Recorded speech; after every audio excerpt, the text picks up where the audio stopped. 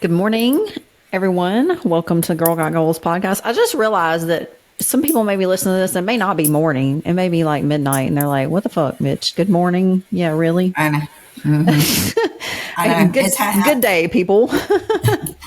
It's habit to just want to say good morning. It's morning for me right now, so I'm like, "Good morning, everyone." So whatever time of day it is, good day to you, good fellow. So, welcome. Yes. The important fact is that we're here and you're listening. We appreciate that. Yes. And we've got an interesting, I feel like, kind of important podcast today, because I think everybody has had problems with social media and body image, the filtered truth. Ooh, what a catchy title. I like it. I might steal that, put it on our YouTube channel. Speaking of, all of our YouTube videos are up on our YouTube channel, Girl Got Goals podcast. So go like, subscribe, follow. You can watch us there. And all of our early morning, no makeup, same t-shirt wearing. I was editing the videos and I have this favorite t-shirt that I wear to sleep in a lot. And it's like this tie-dye t-shirt. I got it at the Goodwill in Pensacola and it was already worn out when I bought it, but it's like the softest thing ever. And I'm like, I'm wearing that t-shirt in freaking every video. So we don't have any problems with putting ourselves out there on social media looking like the unfiltered truth. That's what we look like. We're trying to embrace who we are, I guess, because that's what the conversation was, which I changed mine because she threw her t-shirt in the bag and changed after we talked about it. I actually put clothes on. I was like, I am not wearing that t-shirt ever again on another podcast episode because the whole world's going to see it. Well, make some effort, Marci. Come on. Yes. But yes, do better. This topic, right. Know better, do better. So this topic is near and dear to my heart because I've had personal experience with it. I deleted all of my social media in April because I was just, for lack of a better word, like overwhelmed, and I was just kind of done with it. It no longer felt really authentic to me. So I just deleted everything and I didn't get back on until like July. And really the only reason I got back on is because of this podcast. Like I feel like the only way we're going to be able to grow the podcast and reach more women is to put it out there on social media, which is how everybody advertises these days. So I was like, I need to get back on and I need to start engaging again. And I need to figure out ways to market the podcast so that maybe more people can hear it. And that's really important to me. So I noticed, what was that, like the 4 months that I was off, after 4 months, which is a long time, my body image had just started to improve in my own mind. And now that I'm back on, I can tell it's tanked again. So when we said we were going to, talk about this topic, I was like, I got hell of experience with this personally. I can speak to it personally, and my experience may not be everybody else's experience, but I definitely feel the pressure and it's subconscious. I'm not even trying to compare myself to other people, or feel some type of way about myself. And I don't even have a bad body, so it's like, I know if I'm feeling it, there's other women feeling that pressure too. Mm-hmm. Yeah, I definitely feel like social media affects the way we see ourselves and our bodies. I mean, not just our bodies, but so, we talked last week about it being the podcast birthday and us wanting to reach other people and grow and how insecure we are and how we don't have those bigger followers now. And so like, I find myself looking at other people that are successful in doing this and feeling like they are better and smarter. And so it affects us in more ways than just how we see our bodies. It's how we see ourselves as a whole sometimes, because you see other people succeeding and you want to be like that. And I compare myself to not being as successful as somebody else that's been doing it. 100%. And even I sent you that video, we attempted to video some exercise videos. We had the squat and the deadlift that we had videoed, and we really weren't happy with that. So we're going to go back to the drawing board and do it again because we think we can do better. But I had seen that video that the guy put out, and what I thought was a very excellent explanation of a squat. And I'm like, why are we even trying to put out exercise videos when there are so many other people out there who are experts and who have videographers and their backgrounds are amazing, their lighting's amazing, you know, they're scripted. Like why are we even trying to put our little garbage out there? You know, if it's people out there who are doing it so much better than us. And you know, that's really, comparison, they say, is the thief of joy. You know, we, in our minds, when we set out to do these exercise videos, we just have a heart to help people. And we have listeners who have asked us to cover these topics. And so we had a lot of fun, you know, filming those videos. They weren't, you know, what we thought they would be. And so we're going to try again, you know, but that's just part of the learning process. And if we never start, we'll never learn. And the journey is like most of the joy. And so I really think I short myself a lot when I look at these people who are already nailing it. And like you came back to me and texted and was like, you know, these people have been doing it a long time. You know, we're beginners. And that's so true. We talked about that on the last episode. You know, we're like babies in the podcast world. We just started. You know, this is our first episode of our second season. You know, we've reached 1 year. And so if you think about a 1-year-old, you know, how much do they know about life? You know, they're not going to Harvard and having TEDx talks. You know, they're just learning to talk. They're just learning to walk. They can barely feed themselves. So, well, it kind of, I didn't even think about this last time, but I just now comparing to when I started competing, I look back at some of my pictures, and the other day, like a video had come up on, a matter of fact, Instagram. I was scrolling back on my Instagram to a video I had posted of a show I did several years ago. I was like, oh my God, that's embarrassing. I mean, I can look back at my posing then and think that's embarrassing, but I was doing what I knew. I mean, you're new, you're learning, and some of the posing I feel has changed since I first started. I was going to say the industry as a whole has changed, and a lot of people looked similar to you at that time, but it's evolved, you know? Yeah. But, you know, the first time I get on stage, I know I was nervous. Well, what if I would have stopped? What if I would have looked at that and said, I look stupid. I'm don't look like everybody else, and have not tried to improve. You know, you wouldn't be where I am. So I guess that's kind of how I'm trying to look at this part. I mean, if you don't learn from it, if you don't keep putting yourself out there and keep trying, you're not going to be successful. And it's hard. It's like, you know, it is hard. Yeah, it is hard. And one of the points I had written down was constant exposure, because we are on social media a lot, and videos and movies and like TV, you know, commercials. We have this constant exposure.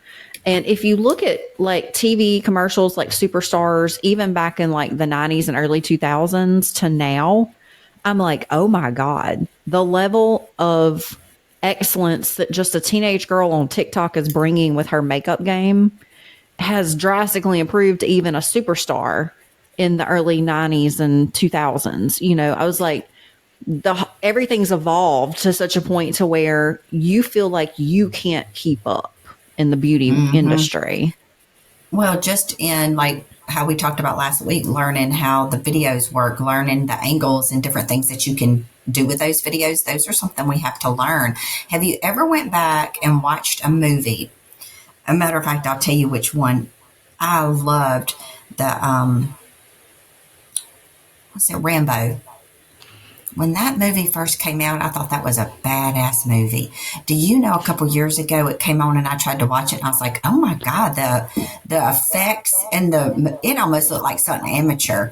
Yes. We didn't think that back then, you know. Because it was the best that there was. Yeah. Mm-hmm. Yeah. I almost couldn't sit there and watch the movie because it was like, this seems so. Yes. And that's how I feel about women, you know, images, style, haircuts, you know, everything was very kind of basic, you know, I felt like back then. But with AI and filters and, everything we're seeing is not the truth. These women are snatching in their waist, they're enlarging their butts, they're putting an image in front of our faces that we could never obtain in real life. And we're standing in the mirror comparing ourselves to something that's idealistic, and not realistic. And that's super hard, especially when you're exposing yourself so many times a day. Like I downloaded, cause I've really been thinking about this, social media thing and getting off of it again, but I'm like, I can't cause of the podcast. So I downloaded the screen time widget on my phone. And do you know, like the first 2 days, I spent 6 hours on my phone in screen time. Like if you would have asked me at the end of the day, how much time do you think you spent on your phone? I would have probably told you 2 hours, but it was 6 hours, like average each day. I was like, oh my God, what am I absorbing in 6 hours? And what else could I do with my time, in that? Yeah. But if you're constantly being exposed to these images, it really, really does something to your brain, especially if you're somebody like me who is a perfectionist, who already struggles with the way she looks and the way her body looks. It's just, I could tell a difference when I got off social media, and it took a long time to start cleansing that from my brain. Like I said, I was off for 4 months, and I had just started getting to like a good, healthy place in my mind about myself. And my dumb ass jumped back on. So I was looking on Facebook. I don't get on there, I guess, as much as some people. I scroll a lot just if I'm bored sometimes, or if I go to the bathroom, or every now and then at work, if something's going on, and I'll get on Facebook. So it says my daytime average is 1 hour. That's just Facebook though, right? Yeah. Well, that's my basic. So it's not like Instagram. I hardly ever go to TikTok. I hardly ever use that app. And Instagram, I do occasionally. Here's how I was thinking earlier. And I know I'm jumping into what I wasn't going to until later, but I try to have Facebook as my friends and family. I do have a few bodybuilding things on there. Not much. There is some. My Instagram is more of my bodybuilding. There's people that have asked me to follow them that I didn't accept. Now mine is open, and I did that because after I started really trying to expose myself as bodybuilding, so anybody can follow me. But for the longest time, if they even requested to follow me, I wouldn't follow them because there were people that I felt were very judgmental of my bodybuilding. So I didn't want that negativity. I wanted to be able to put whatever I wanted. If it was my glutes and I felt like it was church people and people that I didn't want to see that, I wouldn't accept them. Now they can follow me anyway, and so that's on them. You see what I share, and if you still want to follow me, that's on you. So if I'm wanting to like look at more bodybuilding stuff, I get on Instagram. Does that make sense? Yeah. And that's something I've started doing is I started unfollowing people, especially on Instagram. So if it's somebody who competes in wellness or bikini or whatever, I started unfollowing those people, not people that I have connections with in real life. These are people I had followed to get inspiration. But because of that reason, like I realized that I needed to start filtering what I saw, in everyday life. And my screen time is not just how much I'm on TikTok, Instagram or Facebook, which is the only three I kind of get into.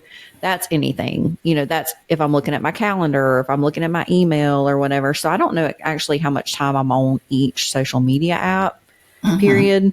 But, and I scroll when I'm bored. Like you said, like if I'm sitting on the toilet, or if I'm stuck at a long red light, I get bored and I want to look at something, and that's a quick dopamine hit for me. It's exciting. Let's see what's going on in the world. Let's see what's out there. But then I get inundated with, these body images because I do follow a lot of fitness people and a lot of bodybuilders. So I have thought about that too, because I have like almost 3,000 people on my Facebook And I was like, I probably don't even know half these people. I should probably go through and pare down it to only friends and family or people that I have like real connections with in real life, because that's really what I want to do is connect with people. And some of my family are out of town, you know, so it's easy to keep up with them in their lives and see Mm-hmm. their children grow up. And I love that part of social media. You know, I Right. love being able to keep up with what people are doing, but I just don't want to have it impact me negatively. Yeah. Well, and I think that sometimes, you know, when I was trying to research a few things, it was mostly talking about how social media affected young people, and I do see that and feel that. But I think that it also affects especially older women, because you see so much of how they expect us to look and how they expect you to age. And, you know, I say to each his own. I've seen people post or people say stuff about not wanting to get Botox, or they don't want to do anything to enhance their face. They don't want to put nothing on their hair. They want to age gracefully. And if that's what they want to do, then let them. Why can somebody else get on social media and say, this is what a 50-year-old should look like? This is what a 60-year-old should look like? No, you should look how you want to look. And we shouldn't even be judged if we do want to. I've seen it be the opposite, you know, and I've seen people make comments of, there was actually one, and look, hey, I'll admit I was jealous. Her house looked gorgeous and she's had all this crap done, and her closet was unbelievable. I was just looking at the background of her house. Right. but, but anyway, she had a facial procedure. I think it was the microneedling, and I think it's some initials. Don't let me mess it up, but it's where they infused the blood and anyway of her face. And people were making comments, and she finally gets on there, and I laughed because I was like, you know, that's true. She said, I've been getting a lot of slack for what I did. She said, that's what I want to do. If you don't want to do it, she said, do what I do with my friends. Screenshot it, send it to a group text with your friends and make fun of me, but do it there. Don't feel like you got to come to my post and make ugly comments. And I was like, you know, that is true. Why do people feel like they've got to make comments to put you down? And Right. we always take that to heart. And like we were talking about last time, we can't hardly want to post worried about what people are going to say about us. And the thing is, they're the ones with the problem, not us. But that's hard to accept sometimes, that people just Yeah. are so down on themselves that the only thing they can do is put you down, and they don't even know you. Well, I think as women, we're often judged on our appearance. You know, we're often rewarded based off of our youthfulness or our beauty or, you know, our bodies or whatever. And that is like a game that we constantly play, you know, and not even just comparing yourselves to other 40 and 50-year-old women, but comparing yourselves to these 20-year-olds out there, because Yeah. you know the men I are do that in the looking. gym. I do that in the Yeah. gym. And what I've started trying to tell myself is, bitch, you looked that good in your 20s too. Wait, what's she going to look like in her 40s? Okay, imagine what she's going to look like in her 40s and compare yourself to her 40-year-old self, not her 20-year-old self. You know, you can't do that. But I shouldn't be comparing anyway. But it's human nature. Your brain automatically sorts things into categories, and comparison is a way that your brain you know, copes, and it's a mechanism for categorizing things and your environment. You can't take in every single detail individually. It would be overstimulating. So it's hard to say, don't compare yourself. Like, I've never known anybody in real life that's truly been able to do that, honestly. Right. So Yeah. it's, you have to, I guess, just kind of reframe the narrative. But it doesn't help that as society, we are basically judged Yeah. Yeah. by the way we look. That's what's thrown in our face. I feel like you're judged if you say, I don't care what I look like, I'm going to go the way I want to, then you're judged for that. If you go over, say you put your lashes on, you do your hair, you get the Botox, you do your makeup, and you go out looking to the tees every day, well, then you're considered over the top. You're bougie. Oh my gosh, she does it. So it doesn't matter what you do. You're going to be judged one way or the other. So you just have to do what makes you happy. Right. Because to compare yourself is to despair. I mean, it's almost like every time you compare, you're going to feel inadequate about yourself. So you might as well do what makes you happy.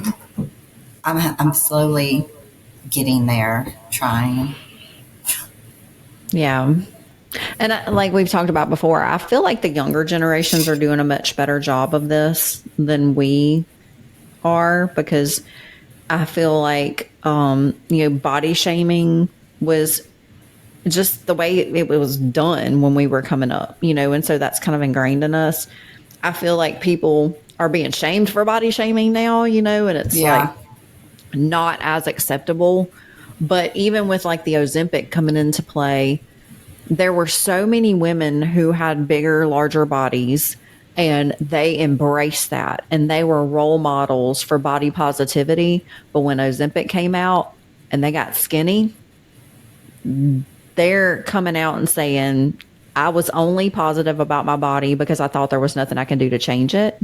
And I like being skinny. I don't know anybody that truly deep down inside can honestly say, I'm completely 100,000% happy with the way I look, because I feel like as a human being, your goal is to improve and evolve.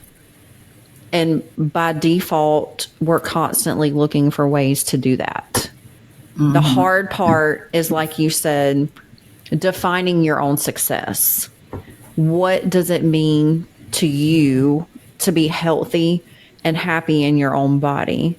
And that's a journey I'm taking, since I've stepped away from prep and stepped away from competing and trying to like reframe my goals. I'm trying to reframe like, okay, what's going to make me happy? Sometimes we don't even know what's going to make us happy. And it's, like that saying is, if you don't stand for something, you'll fall for anything. So if you don't have that really, good core sense of self-confidence and what you desire, then it's easy to scroll and be swayed by everything you see. Yeah. Yeah. I mean, it's almost like you got to break that, scrolling and the endorphins that it gives to you, because sometimes that dopamine that you get is good for a moment, but I feel like too much of it and too prolonged effects of it is not rewarding anymore to your brain. Then it becomes like a addictive behavior, and it's more negative. So the more that I get down on myself, the more I'm scrolling, the more, addicted you get to, let me post something to see how many likes I get. Let me go to it to see how many people's liking it. Let me click on it and see who liked it. It gets to be an addictive behavior. Like a vicious cycle. Yeah. Yeah. And so I'm trying to, and from what you were talking about, changing that behavior and not knowing what my triggers are. And when I look at Instagram, I have to say, I'm never going to be Laura Lee. I can accept that and look at what she's doing and try to pick some of the things that I like that she's doing. I'm just picking her because it came to my mind. But, and use that to better myself instead of compare myself. So like the other day, it came to my mind because I've seen some videos here lately that she's done. And then she was doing like this, I don't know if it was necessarily yoga that she was doing, but it was like these stretches and these things getting ready for, the Olympia. And in my mind, I was like, why can't I try something like that? Let's try to maybe do a Pilates class or something to just better round myself with stretching and mind body, instead of just going and lift and have this just one set, just embracing and whole what I'm going through right now. So I have a goal of what I want to do and just enjoy it. It's like I feel I get so hard on myself and so embraced on this that I can't do anything else. You can't think about anything else instead of enjoying the process. Yeah. You become locked into almost this all or nothing thinking. Like, if I can't be Laura Lee, then I'm just going to give up. And like you're saying, and if anybody doesn't know who she is, she's an Olympian bikini bodybuilder, and she's probably in her 20s, maybe early 30s. No, she actually is the same age as my child, Megan, which is 28. Yeah. So that's a lot of times what I think when I look at her and think, oh my God, I'm like, but you have a child her age. Yeah. So there's no comparison to that as far as.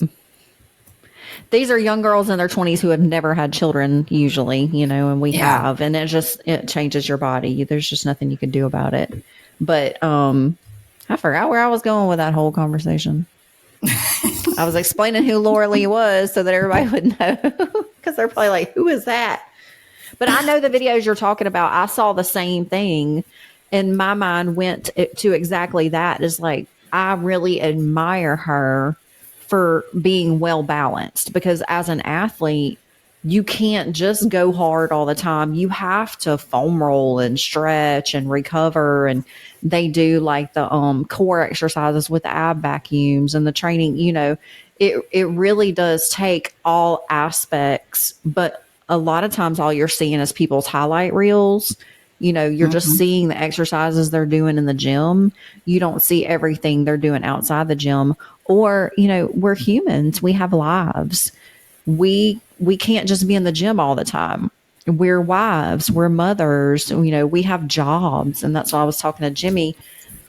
I'm looking at going back to school and getting a nutritional therapy practitioner certification so that I can actually practice, helping people heal using, natural nutrition like I have. And I was like, this is a 12-month program. And I'm still working. I'm still a wife. I'm still a mother. I'm still going to the gym. I have a full life now. I don't know where I'm going to put it, but I've done it before. I'll do it again. I was like, now is not the time for me to go into a prep. When I see people on social media and their shows, like they just had the beach bash in Orange Beach, I think yesterday. And I'm like, oh my God, I want to compete so freaking bad. But I know how much time it takes. I know how much dedication it takes. I know the sacrifice that it takes. And it's like, I'm just not in that season of my life right now in this moment. I have other things going on. And so even though I have the desire for my body to look a certain way, I'm not willing to do what it takes to get there at this point. And I have to be okay with that. And so I struggle on social media watching these women who are competing, who are getting ready for the Olympia. They're only so many weeks out and they're starting to get lean. And, this is before my eyes all the time. And it's like, I want to see my muscles too. I want to look like I work out. I work really hard. I want to look like I work out, instead of this fluffiness that I've got on top of all my muscles right now. But I'm not where they are in my life right now. They've dedicated that time and that energy, and that is their full-time careers. And I have to back up and realize that, that we're a whole person and we have whole lives going on. And I just cannot dedicate my life to looking like a full-time content creator or looking like a full-time bodybuilder, because I'm not. Yeah, I have to remind myself sometimes, and that's not saying that there's not very successful people that have full-time jobs. Oh, 100% they do. But what are they giving up to balance that? Yeah, not 90% of it seems like who I follow, even some of the local people that I have met at some of these shows that had jobs before, they've almost now quit that. Like there's one, after she became pro I think I got third that year and she won her pro card. She now has her own team. That's not what she was doing then, and she's kind of involved more. And so I see a lot of that happening with a lot of people I've met at shows. Like the more they've gotten into it, the more they've like quit the job they were doing. Now they're training at a gym and, now they're having their own team. They're doing their own preps. And that's just a different life than I'm in because you're waking up every day going to the gym and you're there all day. You got time to do more of the more rounded stretching and this, and then do your workout. And I just feel like you're like, oh, where I'm not going to the gym till 6 o'clock at night because I've been at work all day. And then I'm getting home at 9 o'clock and then trying to do my dinner. And I'm like, I've got to change my mindset, though, that the stretching and the foam rolling and getting up and doing all of the things is not a chore, to just enjoy it. Yeah. And I think sometimes that's where we get, even if you're not like, to bring it back to people, even if you're just starting, the going to the gym, the working out seems like a chore, even the getting up if you're doing it at home. And I think we have to look at it not being a chore and embrace it as something we enjoy and just being a part of our life. And that's hard. I mean, I'm having trouble with balance and some of that. So you start just thinking, oh my God, it's just something else I have to do. And it becomes daunting. Mm-hmm. Yeah, I've definitely had to reframe that narrative in my mind. And I think we talked about it a few episodes back to where exercise for me was hard because I feel like I learned that it was hard, but from other people's reactions when it is hard, but I love the challenge and I always leave feeling better than what I came. And so I'm having to reframe that narrative, too. And that when you talk about people like leaving their full-time jobs and immersing themselves into the bodybuilding culture, Becoming Pro opened those opportunities for them and they've completely changed their careers. And that's amazing. Like, I love that for them. And then it makes me think also, I work in a gym too. And Jimmy's told me this so many times when I'm so hard on myself about my body. He was like, babe, you work in a gym. People who go to the gym regularly are the top 1% of America's population because not everybody goes to the gym regularly. So what you're seeing every day is comparing yourself to the top 1% of the population. And then on top of that, you're looking at bodybuilders, which is even less of the population. All your social media is these, famous pro bodybuilders because I'm trying to learn and grow from them. So, I might be, because everybody's like, compare yourself 1 to 10, she's a 10, whatever. So I might be an 8 in Walmart. He's like, just go to Walmart, go to an airport and sit around and look at everyday people, like normal Americans living their lives. You might be an 8 at Walmart, but I'm a 3 in the gym, or I'm a 3 on social media. If I'm comparing myself to these people who lead the lifestyle that is completely immersed into the beauty industry, into the bodybuilding industry, into the fitness industry. We have so many fitness influencers and full-time content creators, and that's great. I love that for them. I love that they can go and live their passion and live their dreams and make money doing that. I hope that's me someday, but that's not my reality right now. And right. I think we're both on the same page with this and we both feel the same way about it. Is we want to be healthy. We want to be happy. We want longevity so that we can see our children and our grandchildren and our great-grandchildren grow up and still be active. We want to travel. We want to be active and still participating in things that we enjoy past retirement. These are all encompassing, beautiful, rounded, balanced life things that have nothing to do with the way we look necessarily, even though the way we look is important to us. I don't know a woman in real life who the way she looks is not important to her. There may be some women out there listening who don't look the way they want to look, but I guarantee that weighs heavily on their minds, and I guarantee they think about it on a daily basis. But I'm here to say, you may want to look the way I look, but in my mind, I don't look the way I want to look, so it's almost like you're never going to get there.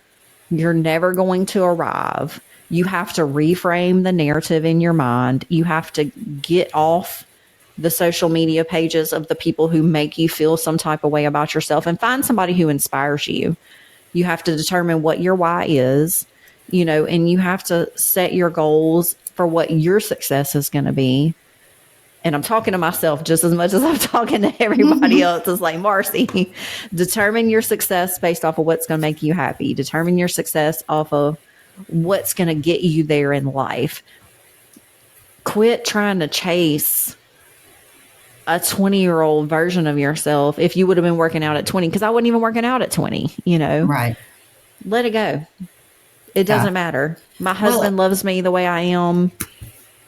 I'm healthy in my body.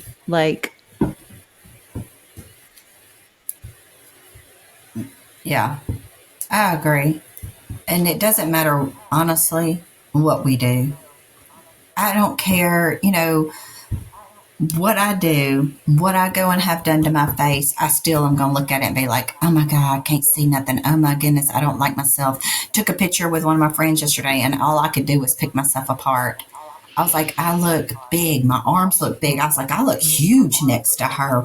Like, we're about the same height, but I had on a little bit of a heel, so I'm a little bit taller than her. I was like, I just look like massive. That is probably what nobody thought when they now see you know that how picture. I feel standing next to you. So like, I did that. Go ahead. I was just going to say, I did that when we filmed the video together last week, for our birthday episode. And we were together at your house and we were sitting side by side. And I was like, I look beefy. I look like a damn stuffed sausage. I was like,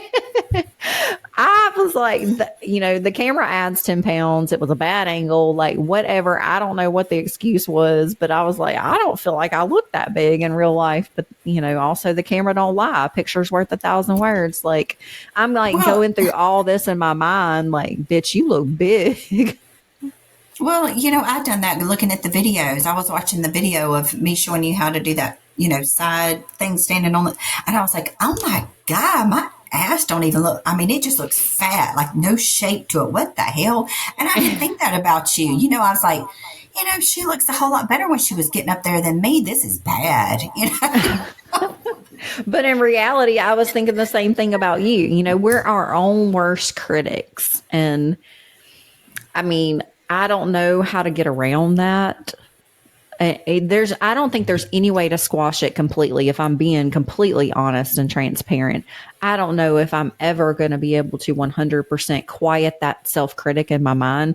But what I have done is started trying to talk to myself like I'm my best friend. Like, what would Kimberly say to me in this moment? Because I would never talk down to you. I don't even let you talk down about yourself. I'm like, don't talk about my best friend like that, So I'm trying to start a new voice in my head. I want a new bestie. I want my own internal bestie. Like, bitch, you doing a good job. I tell myself that every day. I'm trying to say, you look strong. You look fit. You look healthy. And the thing is like when I look at women on TV or on social media or things like that, I lean towards the thicker girls. I like a more rounded, thick, full figure. And so does my husband. But when I look at myself, I'm like, oh, I'm too fat. Oh, I need to lean out. Oh, I need to shrink my body, and it's like, I don't have that expectation of other people. Why do I have that same expectation for myself? Yeah. Yeah. And so I'm trying to change the internal voice to somebody who's external. Like, if I was my own best friend, what would I say to myself right now? Right. Well, I've tried. So there was this one girl. I had been doing pretty good. I had been talking myself up. Even watched the Masters Olympia, and I thought, And we all know that what they look like on there and in person is different. But I was like, I think I got this. I'm gonna be okay. I can do this. Then one of the girls, I think she come in third.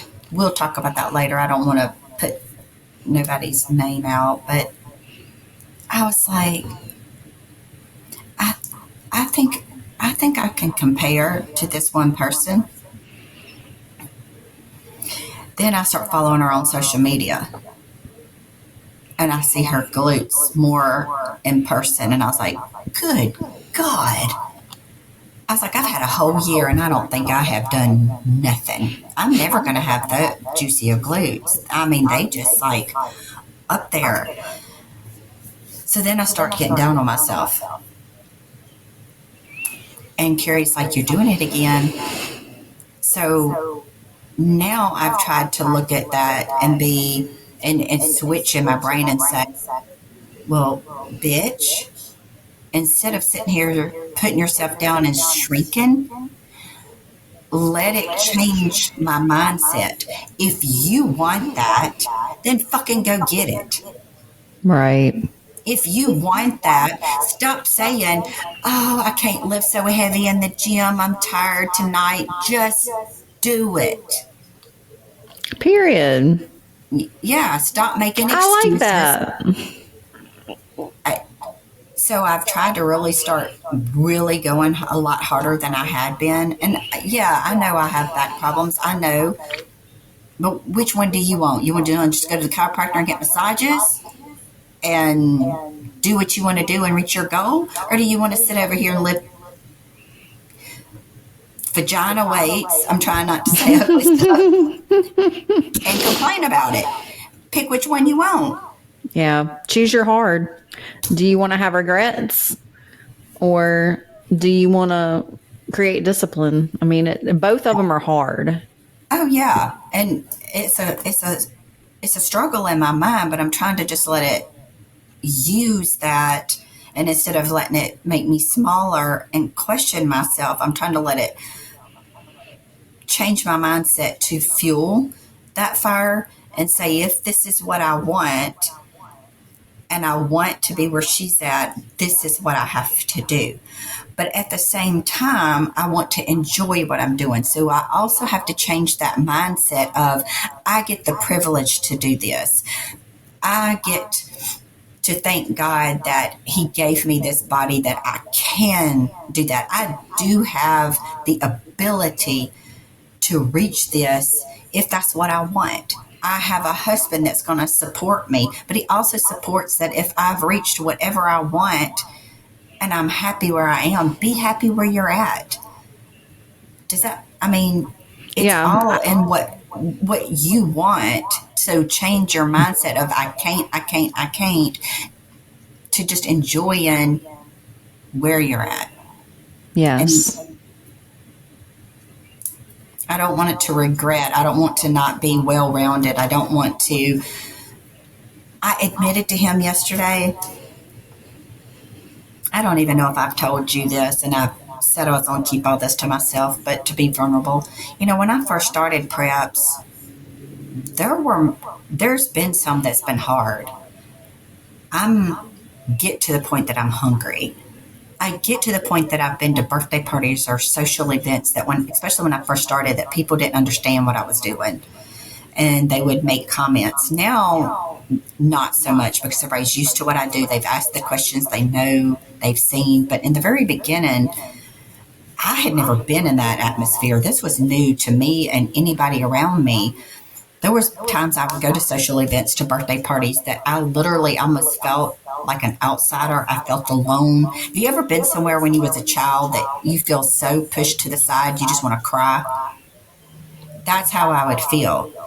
They would have eaten the pizza, the ice cream, and I'm sitting over here. I went outside to one of the grandkids' birthday parties, and I was eating cold fish and rice in my car while they were inside at the party. And although I kept going, there were those moments, though, that you feel alone. You feel like you just want to cry because you feel like nobody understands And it sounds stupid because I'm the one putting myself through this, you know, but I have changed a little bit of that thought throughout some of it and know why I'm doing it. And it doesn't matter sometimes what anybody else thinks. I embrace the fact of everybody asking me questions of, no, I don't want to eat that. No, you know, I can't eat that. And bringing my food is not that big of a deal to me anymore. But it took a while to get to that point. And I have to just be excited about the season that's coming up because every now and then I'm like, I got 2 years. This will be 2 years. That's a long time. It flies by, though. Yeah. This whole year has flown by. So, yeah. Anyway, sometimes I know that it's hard, but it has been, I mean, I've been doing this 8 years and I still talk to myself. So it is a process of just retraining your brain. Yeah. Reframing the narrative. And I think that's what we kind of always come back to, and not to beat a dead horse, but, you know, defining your success, reframing the narrative, and deciding that every day is a choice to work toward your goal or to not. You know, it's, like I said, choose your hard. It's hard to grow. Growth is painful. It's expansion, you know, is not comfortable. Staying where you're at is comfortable until you get so far beyond where you can do something about it, and then you look back and regret. You know, that's my biggest thing is like, I don't want to get to the end of my life and look back and go, shoulda, coulda, woulda, because there's nothing I can do about it at that point. You don't want to get to, you know, where you have some kind of debilitating medical diagnosis. You don't want to get to where you've got high blood pressure, diabetes, cancer, you know, and then try to do something about taking care of yourself. I mean, it's not even about the way you look at that point. You know, it's about your health and your fitness, wellness, nutrition. All of this fuels the fire of, you know, beauty and comparison and body image and things. But also at the foundation of it, it is wellness. It is wholeness. It is self-care. It is taking care of your temple. You know, it is, your body is, you know, the thing that carries you around this earth. And when it's gone, it's gone. When it's used up, it's used up. And there's nothing you can do about it. So, like you said, reframe the narrative, use that as fuel. I loved when you said that. I love that for you. Don't shrink back. Don't be scared. Don't be complacent. Use that as fuel to drive you toward whatever your success might be. You know, our hardest for women, especially middle-aged women who are dealing with the same things that we deal with, you know, even though we are both bodybuilders, we are not trying to just pigeonhole our message into a bodybuilding narrative. I know we talk about bodybuilding a lot because it's our own experience and it's how we relate to fitness and things. But, you know, this comparison thief, this social media body image issue, the health, you know, wellness of just regular people, it affects us all. You know, it's a level playing field when it comes to the mind, and the mind is the biggest muscle that you have to work to get anywhere. Exactly. It's the biggest muscle that you have to work to get anywhere in fitness, wellness, life, period. And I always said the heaviest weight at the gym is the front door. You know, just getting your mindset to where you want to walk through those doors is a challenge. And then, you know, being there gets a little bit easier over time. But, you know, I just want to encourage everybody, you're 8 years into it. You know, I'm 5 years into it, and we still struggle. We still have challenges. We still have days that we don't want to go. We still have days that we don't go. We still struggle with habits, routine, discipline, and, you know, our mindset. And so it's normal. I just want to normalize that. That's normal. It's okay. It's okay to feel less than when you're looking at women on social media who are half your age and, you know, half your body size. We all feel that way. What's not okay is to take that victim mentality and beat yourself up about it and not protect yourself, set boundaries for yourself, unfollow those people, get off social media altogether. That's something I did. And you may have to do that for a reset and start making steps toward your own success and your own happiness. Yeah. And whatever that is, like just reiterating what you said, but I'm glad you said that because I was going to come with that. What I was saying is just related to my life because I do bodybuild. Somebody else's might be, the yoga, the Pilates, whatever it is that you do and wanting to, say you wanted to take a different class or you wanted to do this. Yours might be a different thing. Whatever is making you happy in your life, just apply. Heck, you could be like you wanting to, go back to school, whatever that is. Don't let social media or somebody else make you feel like that you can't do that. And like I said, I always felt, let things like that like shrink me and make me smaller. You just got to go for what makes you happy and feel well-rounded. Because like you said, this is the only life we have. And if we're not happy, and I like the mindset that I came up with the other day is just feeling like this is not a chore. Just enjoy my life and the things I'm doing. Stop thinking all the time that, oh my God, I got to do this. I got to do that. I overwhelm myself because that's that OCD perfection of wanting to, like this past weekend. And I just told Carrie, so yesterday I took off work. I seen two of the grandkids play soccer. We had to be there at 8:30. They both played soccer at the same time. Then we went to the grocery store, ran around, got some things, went to their birthday party. One of them's birthday party was at 12. Left there about 1:15 and went downtown and met some friends because I had told her I was going to go do that before that birthday party was planned. So I kind of missed the first part of it, but I felt like I at least met her and fit that in the schedule. And we enjoyed it. Me and Carrie don't do anything like that, Went to a couple bars. It was like a pub crawl thing. Went to a couple bars, then back to where the Mystics, hang out, and sat there and talked and hung out for a little while. Then me and him went to dinner. And then today, I got to go take tables and stuff to my daughter for my other grandbaby's birthday parties next weekend. And I promised her that I would watch her for a little while so she could clean the house. And I'm like, but then Monday we got to go see the other one play football. So we got to go to the gym today. I'm trying to fit all in. And so instead of letting it overwhelm me, I'm like, don't let that overwhelm you. Enjoy the fact that you are getting to do this, that you're getting to spend this time with the grandkids, that you're being able to enjoy it. Because usually I'm on prep and I can't. So I'm like, enjoy this time and not let it be a chore. Yeah, having gratitude. Yeah. So I just got to let it not overwhelm me. So anyway.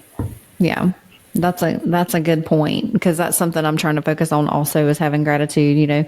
I hate cleaning my house. I hate cooking. I hate laundry. So the whole time I'm like, thank you, God, that I have clothes to wear. Thank you that I have multiple outfits to choose from. Thank you for this house that you've blessed me with, that I have the ability to clean it. Thank you that I have this good, nutritious food, that I can afford to shop for groceries and not worry where my next meal is coming from, And I'm trying to apply that in every aspect of life. Thank you for giving me a healthy body, that carries me around. Thank you for giving me the ability to go to the gym and move it. Like you said, it all comes back to that. It all comes back to, I'll say it again, reframing the narrative around what success means to you. I think we started this episode off talking about social media and body image, and I think it's just, now it's reframing the narrative. Reframing the narrative. What does success mean to you? Being grateful for what you have and where you're at right now. It's let's say being grateful for your body and the body that God gave you, and quit looking, like I said, the filtered truth. The filtered truth is what people put on social media. Let me say this. I'm not going to call people out, but I know this certain someone, and she's constant. Well, when she was married to one person, she's constantly putting on there the love of my life. Oh, I love him. Oh, blah, blah, blah, blah. And next thing you know, they're getting divorced. Now she's with somebody else, and it's, oh, the love of my life. He makes me so happy. And you're like, well, wait a minute. So, filtered truth. She filtered what the truth was in this relationship. They weren't happy. Heck, behind the scenes, they were talking about going to therapy. So, sometimes that social media makes us look at other people's lives, not just their body, but we look at, oh, they're married to their high school sweetheart. Well, heck, they could be sleeping around. Because I've had that, oh, I'm divorced. I'm not married to the same person I was. Oh, people are judging me. I had that bad for a long time. Oh, all these people in my class are still married to the high school sweethearts. And then I had to tell myself, they might not even be happy. I'd rather be the fact that I got divorced and I married somebody and now I'm happier than ever than to still be able to say I was married to my high school sweetheart and we don't sleep in the same bed, or he's sleeping with other people, or he's a drunkard and nobody knows it because on social media I just put how happy we are. Right. You're only seeing people's highlight reels. When I heard that for the first time, I was like, oh my God, it was such an epiphany. I was like, you're right. What you're looking at on social media is only what people want you to see. Correct. And I don't know very many people who put it all out there, especially in the fitness world. They're reposting their preps and their stage photos all year long. I'm like, bitch, I want to see you in your off season. I want to see you at your thickest. I want to see you when you're mentally breaking down because you're hungry or you're tired or, and that's what's so important to me about us and our platform and our podcast and our putting ourselves on videos is we are the unfiltered truth. Like, I refuse to filter myself. I refuse to censor myself. I want to talk about the things that nobody else talks about. I want to bring light and awareness to everything, and my flaws are part of it. Having to embrace my flaws and put them out there is all a part of the process, and learning to love myself. And we're all on this journey together. And I wish more people could do that. I wish more people could be real, because I know people in everyday life and younger girls that I know them in real life and they look one type of way, and then I see them in their social media images and I'm like, I know she doesn't look like that on a daily basis. I know her body doesn't look like that. Where the hell did she get that picture? I was there when she took that picture. She did not look like that, and then I learned that they have these editing apps that they're editing their images before they post them, and they edit every freaking image. They're constantly, worried about the lighting and the angles, and then they're editing on top of that. And I'm like, no wonder I feel like shit about myself, because I'm not doing that. I'm taking a picture, I'm posting it. I'm middle-aged, cringy, what the fuck ever. It's gonna happen the way it happens, and that's just who I am. I'm too lazy to go through the effort that it takes to put perfection out there. And I wish more people were like that. Those editing apps cost money. Yeah, they're almost like $100 a year. I'm like, I don't want to pay for that, but it's important to them. I'm too cheap and I'm too lazy to edit my images. So what you get's what you get. You don't pitch a fit. Yeah. But that's all of our time today. I think we've covered pretty much everything that we wanted to say, just for our own personal observations and experiences. And you may have your own observations and experiences, and we would love for you to go watch our YouTube videos. We've got all of our podcast episodes up there for you to view, and you can comment on those, which is super cool.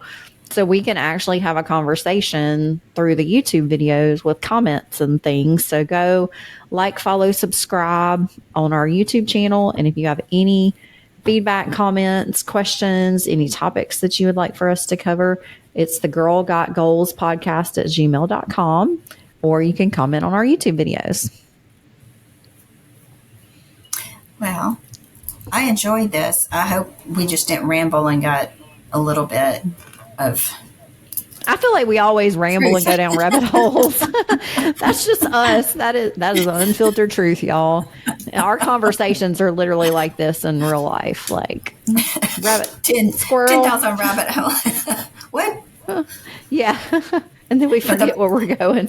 The bottom line is your worth isn't defined by likes and how many people follow you or what other people think. You know, just follow your truth and what makes you happy. That's right. And remember, progress isn't perfect. All right. Till next time. Bye.